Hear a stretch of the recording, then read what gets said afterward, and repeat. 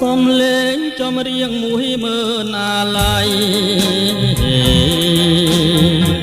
ចំរៀងច្រៀងថ្មីនឹងក្រោយបងអស់ចំរៀងអ្នកក្រ